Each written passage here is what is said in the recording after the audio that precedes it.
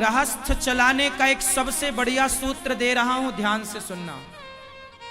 माता और पिता दो, ये लोग कुछ भी कहें, इन्हें कभी पलटकर जवाब मत दो। आप केवल इनकी सेवा का भाव रखो, चाहे वो गाली दें, चाहे वो आपके बारे में बुरा कहें, आप पलटकर जवाब मत दो। क्योंकि माता और पिता, उनके कारण हमें यह शरीर मिला है, तो हम उनके ऋणी तो हैं।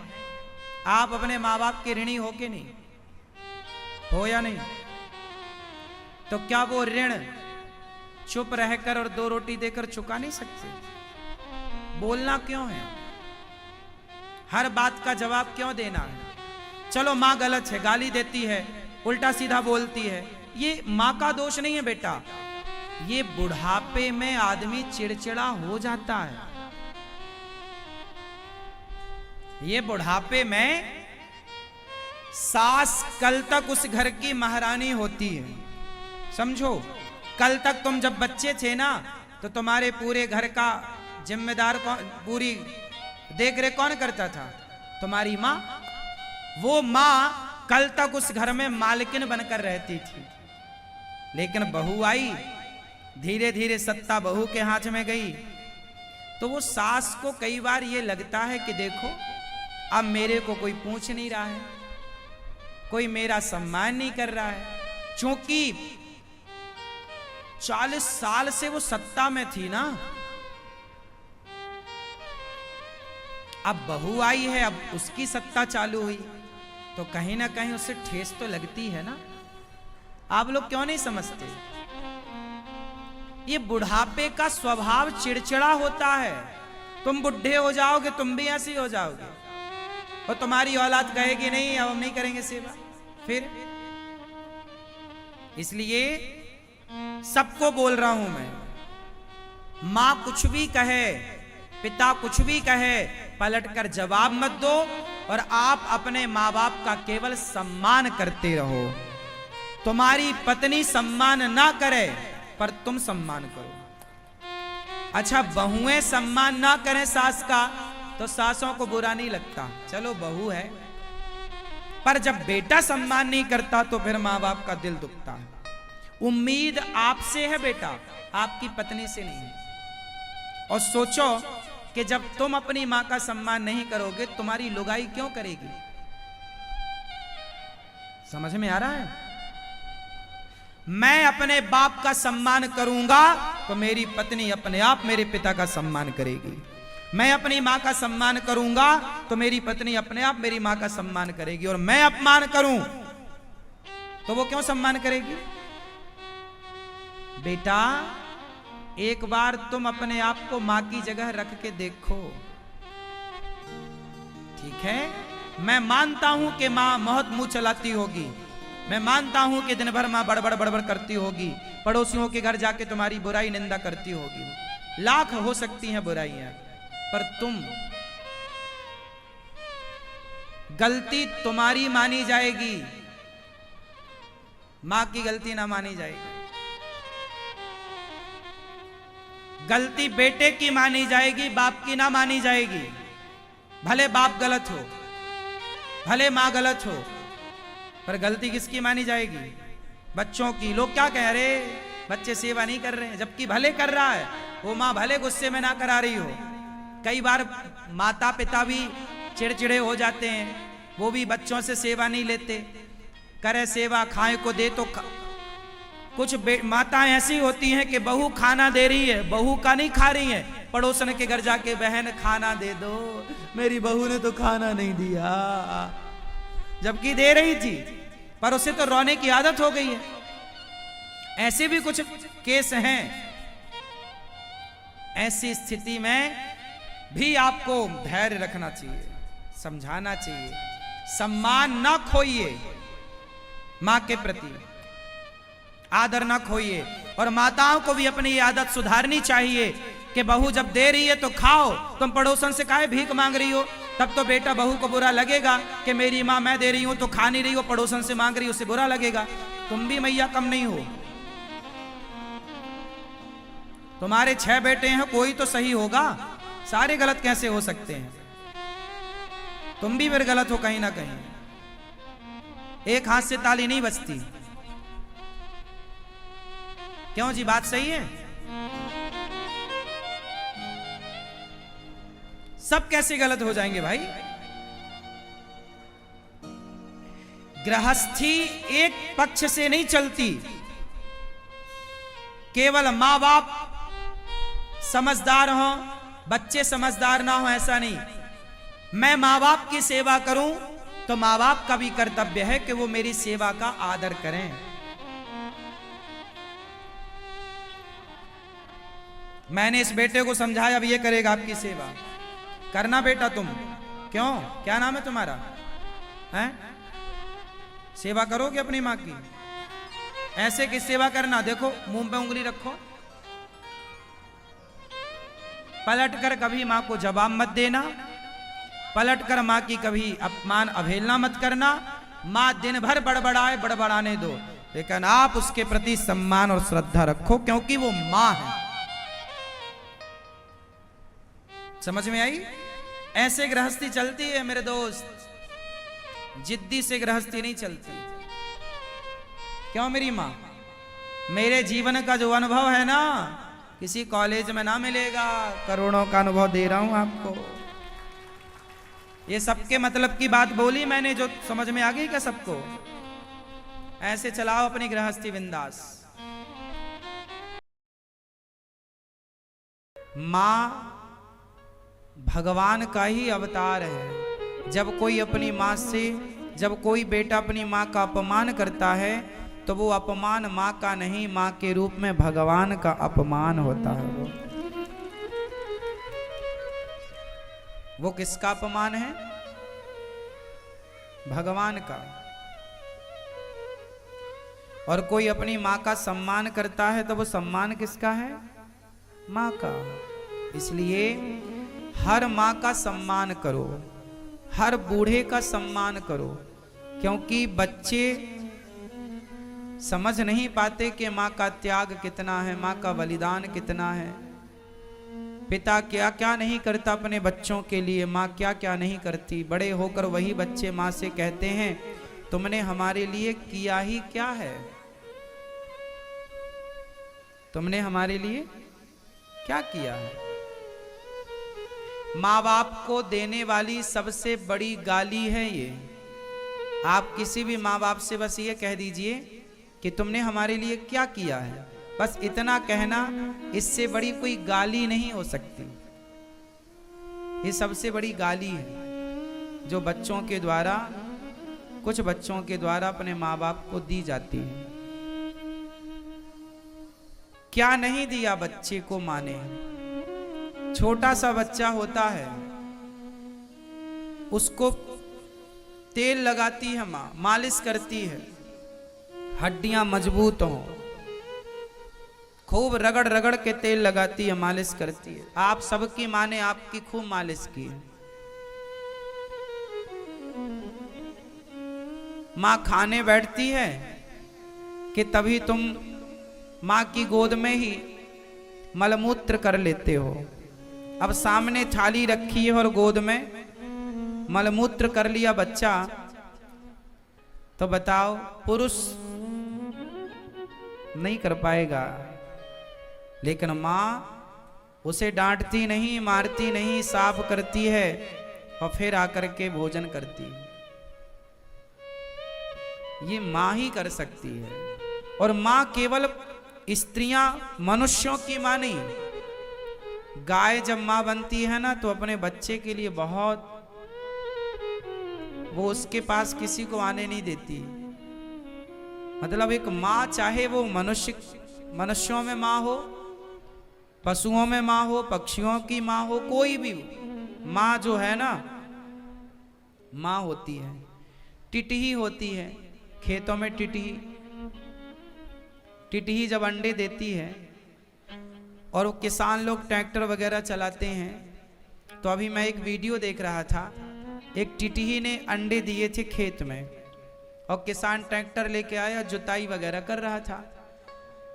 तो ट्रैक्टर जब उसके बच्चों की तरफ आया तो टिटही आकर बैठ गई और चिल्लाने लगी, च्यों च्यों करने लगी, मानो वो ये कह रही थी कि भाई बगल से निकाल लो, यहां हमारे बच्चे हैं। मतलब टिटही एक पक्षी होता है ना, पक्षी है टिटही, जानते हैं? वो खेत में ही अंडे देती है, वो घोंसला वगैरह कम बनाती है, अंडे खेत में। पुराने लोग टिटही के अंडों को देखकर ही ये ज्ञान करते थे कि इस वर्ष कितने महीना पानी बरसेगा। 3 अंडे थे तो माना जाता था कि 3 माह अच्छी बारिश होगी। 2 अंडे होते थे तो माना जाता था इस बार 2 महीने बारिश होगी। और 4 अंडे हैं तो माना जाता था इस बार बढ़िया बारिश होगी। पुराने लोग ऐसा गणित लगाते थे। सही है गलत है वो अलग विषय है, पर ऐसी गणित की मान्यता रही है। तो टिटही अपने बच्चों के ऊपर, अंडों के ऊपर दोनों पंख फैलाकर बैठ गई।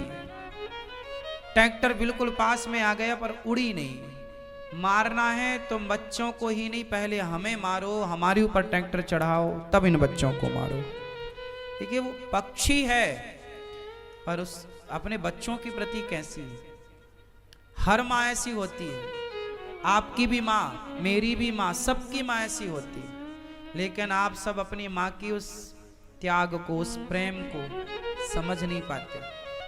कोई लड़की आपसे आई लव यू कह दे तो आपको लगता है ये लड़की मेरे से प्यार बहुत करती है।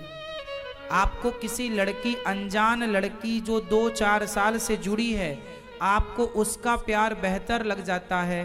पर जो आपकी माँ ने आपकी तेल मालिश मलमूत्र धोया, आपको उस माँ का प्यार नजर नहीं आता, उस माँ के प्यार को नहीं देख पाते आप लोग। आपको किसी लड़की का प्यार तो दिख गया पर अपनी माँ का प्यार नजर नहीं आया। किसी लड़के का प्यार आप बेटियों को दिख गया पर अपनी माँ का, अपने बाप का प्यार तुम्हें नजर नहीं आया। इसका मतलब तुम धृतराष्ट्र हो, अंधे हो। जिनका प्यार तुम्हें देखना था उनका देखा नहीं। इसलिए माँ बाप का प्यार देखना सीखो, माँ बाप से प्रेम करना सीखो। माँ बाप का ऋण होता है, मातृ ऋण, पितृ ऋण। अब माँ ने तुम्हारी तेल मालिश की है, तुम्हारे तलवों में तेल लगाया, तुम्हारे पाँव में, हाथ में, पेट में, पीठ में तेल लगाया कि नहीं, मालिश की कि नहीं, तब तुम्हारी हड्डियां मजबूत हैं। अब तुम्हारी जिम्मेदारी है कि तुम्हारी माँ बूढ़ी हो गई है तो तुम उसके पाँव में तेल लगाओ, तुम उसका हालचाल पूछो, तुम उसकी सेवा करो। किसी बूढ़े का यदि किसी कारणवश बिस्तर पर ही मलमूत्र करने की नौबत आ जाए तो उसको बहुत श्रद्धा से कि ये हमारी जिम्मेदारी है, ये हमारा धर्म है, ये हमारी माँ है, हम इनकी सेवा करेंगे। पर समाज में साहब आज लोग कहाँ रिश्तों को समझ रहे हैं, कहाँ अपने धर्म का निर्वाह कौन कर रहा है। कोई अपने धर्म को नहीं जानना चाहता। शादी होती है, माँ को छोड़कर लुगाई आई, पत्नी आई, पत्नी को लेके बच्चे चले जाते हैं। माँ का कोई ऋण नहीं समझते वो, माँ की कोई जिम्मेदारी नहीं मानते वो। एक बेटा गौरी गोपाल आश्रम में आया अपनी माँ को लेकर, बोला महाराज जी मेरी माँ को दिखता नहीं है, अभी कुछ महीनों से दिखना बंद हो गया, तो अब आप हमारी माँ को रख लो। अब हम क्या करेंगे माँ का, क्योंकि अब तो माँ को दिखता ही नहीं। अब बताओ जरा, एक बेटा अपनी माँ को इसलिए लेके आ गया गौरी गोपाल वृद्धाश्रम में कि उसकी माँ को दिखता नहीं है। अरे दिखता नहीं है तो ये तो आपकी और जिम्मेदारी है कि आप उसका और ख्याल रखें। तो वो लेके आ गया, और लेके आया नहीं, छोड़ के चला भी गया। आज भी वो माँ यहीं रहती हैं गौरी गोपाल आश्रम, उनको दिखता नहीं है आज भी। बहुत उपचार कराया पर रोशनी आई नहीं, डॉक्टर ने मना कर दिया है कि नहीं आएगी, सूख गई हैं नसें। तो बेटा इसलिए छोड़ के चला गया कि माँ को दिखता नहीं है, कौन करेगा सेवा। अच्छा जरा इसका उल्टा करो कि किसी माँ का बेटा यदि अंधा होता तो क्या माँ कभी उसे अपने से दूर करती? कल्पना करके देखो, आप इमेजिन करके देखो, क्या कोई भी माँ इस धरती की अपने उस बच्चे को अपने से दूर कर सकती क्या जिसका बेटा अंधा हो? माँ कभी अपनी औलाद को अपने से दूर नहीं कर सकती, विशेष ऐसी स्थिति में। लेकिन जब बच्चों के पास उनके धर्म का पालन करने का अवसर आया कि बेटा तुम करो सेवा, तो वो हाथ खड़े कर लेते हैं और छोड़ करके चले जाते हैं। उनकी सेवा ये दास अनिरुद्ध करता है, जैसी बनती है टूटी फूटी। आज मुझे इस बात की खुशी है कि भगवान ने मुझे ये शरीर दिया है, तो मैं इस शरीर से सेवा करता हूं। मेरे हाथ किसी का गला दबाने के लिए नहीं उठते, बल्कि वृद्ध माओं के चरण दबाने के लिए आगे बढ़ते हैं। मेरे इन हाथों ने कभी किसी को लाठी डंडे नहीं मारे, बल्कि इन हाथों से रोज सवेरे जागकर मैं संतों को रोटी देने की कोशिश करता हूँ, संतों की सेवा करने की कोशिश करता हूँ। मैंने अपने शरीर के प्रत्येक अंग का सदुपयोग करना सीखा, हाथों का उपयोग किया सेवा से। मैंने अपनी आंखों से उन माँओं के दर्द को देखा, और मैंने कानों से उन माँओं की पीड़ा को सुना, और मैंने इन हाथों से उन माँओं की सेवा का संकल्प लिया। मैंने अपनी वाणी से सदा आप लोगों को अच्छी अच्छी बातें सुनाई, और आप लोगों से मांगा और आप लोगों ने दिया, उसके बल पर यहाँ सेवा होती है। मैंने अपनी वाणी का सदुपयोग किया, मैंने अपने कानों का सदुपयोग किया, मैंने अपने नेत्रों का सदुपयोग किया, और मैं दिन भर चलता हूँ। आप लोग यहाँ हैं, आप मुझे देख सकते हैं। दिन भर मैं सुबह से शाम तक कोई ना कोई कार्य करता हूँ, तो मेरे जो पाँव हैं वो पाँव भी कहीं ना कहीं समाज की सेवा के लिए ही दौड़ते हैं। तो शरीर का जो प्रत्येक अंग है, आप ये देखिए कि आपके शरीर के अंग कहाँ जा रहे हैं। आपकी आंखें कहाँ जा रही हैं, कान कहाँ जा रहे हैं, मुंह कहाँ जा रहा है, जिह्वा कहाँ जा रही है, हाथ कहाँ जा रहे हैं। हाथ, इस हाथ से शराब का प्याला भी तो थामा जा सकता है, क्या थामने वाले नहीं थाम रहे हैं? इन पांव से चलकर शराब की दुकान में भी तो जाया जा सकता है, क्या लोग नहीं जा रहे हैं? सुरा और सुंदरियों की तरफ भी तो इन पांव से लोग जा रहे हैं।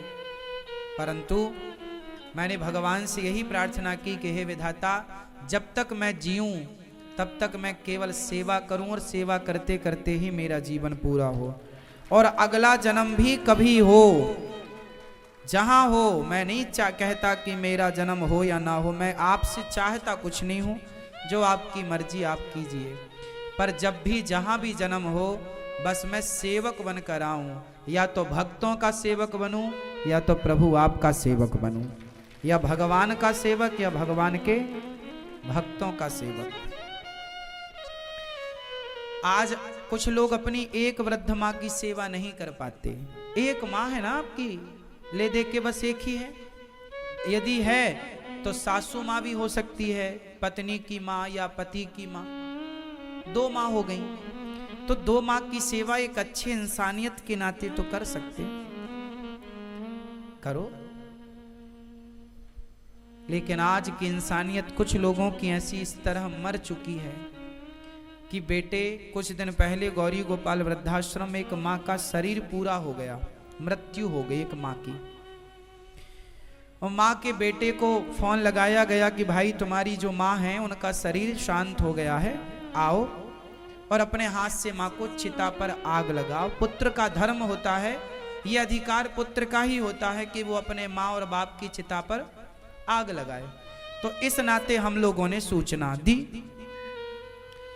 तो बेटे ने मना कर दिया फोन पर, नहीं हम नहीं आ सकते, हमारी माँ भले मर गई है, आप ही कर दो सब उसका। साहब वो बेटा नहीं आया। तब उस माँ की अंतिम क्रिया यहाँ की गई। माँ की 13वीं यहाँ की गई, और जो एक पुत्र का फर्ज और कर्तव्य होता है वो सब इस दास अनिरुद्ध ने निभाया। इंसानियत, हम भगवान नहीं बन सकते ना मेरी माँ, लेकिन हम एक अच्छे इंसान तो बन सकते हैं। आपको भगवान नहीं बनना है, आप बन ना पाओगे, आप केवल अच्छे इंसान बन जाओ। आज समाज में अच्छे इंसानों की ही तो कमी हो गई है ना। आज समाज में किसकी कमी है? आज इंजीनियर बहुत हैं, डॉक्टर बहुत हैं, एडवोकेट बहुत हैं, हर फील्ड के लोग मिल जाएंगे बहुत, लेकिन आज खोजने निकलोगे आप एक अच्छे इंसान की तलाश करने, तो इस भरे संसार में 135 करोड़ 140 करोड़ की आबादी वाले देश में आपको एक अच्छे इंसान शायद कहीं और कभी मिले। आज कमी किसकी है? पढ़ी लिखी बहुओं की कमी थोड़ी है, आज पढ़े लिखे पुरुषों की कमी थोड़ी है, एक अच्छे इंसान की कमी है।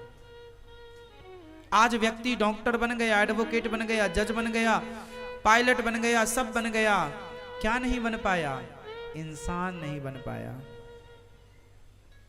एक ऐसा इंसान जो सबके दर्द को समझ पाए, जो पीड़ा को समझ पाए, जो भूल जाए कि मैं कुछ हूं, जो केवल इंसानियत की सेवा के लिए अपने आप को आगे करे। मेरी माँ, मेरा यह शरीर, भगवान से यही प्रार्थना है, मरते दम तक सेवा में लगाए रखना। इतनी कृपा सांवरे, इतनी कृपा सांवरे बनाए रखना कि मरते दम तक सेवा में लगाए रखना।